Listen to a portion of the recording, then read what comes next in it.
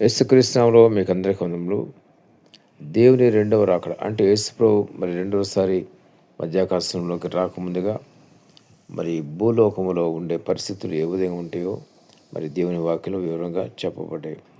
అదేంటంటే నోహ దినాల్లో మరి విచ్చలవిడి జీవితం జీవించినారు. పాపము విస్తరించిపోయినది. అదొకటే కాకుండా ఆ టైంలో మరి పెండెకిచ్చుచు మరి మరి ఇల్లులు కట్టుచు దేవుని వాక్యం ఉంటుంది. అంటే ఎక్కడ చూసినా ఇల్లులు కట్టుకోవటం, మరి పెళ్ళిళ్ళు జరగటం. ఇప్పుడు ఈ సమయంలో కూడా ఈ దినాల్లో కూడా ఎక్కడ చూసినా వివాహాలు, పెళ్ళిళ్ళు, తర్వాత ఎక్కడ చూసినా ఇల్లు కట్టుబడులు కడుతూనే ఉన్నారు. విపరీతమైన కట్టుబడులు కడుతున్నారు. గమనించండి, జ్ఞాపం చేసుకోండి. ఇది ఒక సూచన దేవుడు మనకు బయలుపరిచినారు. దేవుని రాకడ ముందు ఇటువంటి సూచన ఉంటుందని ముందుగా చెప్పినారు. కాబట్టి చూస్తుంటే పాపం విస్తరించిపోయింది. ఎక్కడ చూసినా మనుషులు ఇల్లు కడుతూనే ఉన్నారు. ఒక ఇల్లుతో సరిపోవట్లేదు. ఒక వ్యక్తికి 2, 3 ఇల్లు ఉండే విధంగా ఈ ఇళ్ళల మీద ఎక్కువగా వాళ్ళకి ఆశ కలుగుతుంది. ఇల్లు ఉన్నా కూడా ఇంకో ఇల్లు కట్టుకోవాలి అంటే ఆస్తి సంపాదించాలంటే ఆశ. అదే పెళ్ళిళ్ళు చూసినట్లయితే పెళ్ళిళ్ళు విస్తారమైన పెళ్ళిళ్ళు జరుగుతున్నాయి. అదొకటే కాదు, ఒకరిని విడిచిపెట్టేసి మరొకరిని చేసుకోవటం. ఈ విధంగా ఈ పెళ్ళిళ్ళ సంగతి కూడా చూస్తే కనుక ఎక్కడ చూసినా పెళ్ళిళ్ళు విస్తారంగా వచ్చినాయి. కాబట్టి గమనించండి, జ్ఞాపం చేసుకోండి. మరి దేవుడు చెప్పిన సూచనలు మరి తేటగా స్పష్టంగా జరిగిపోయాయి.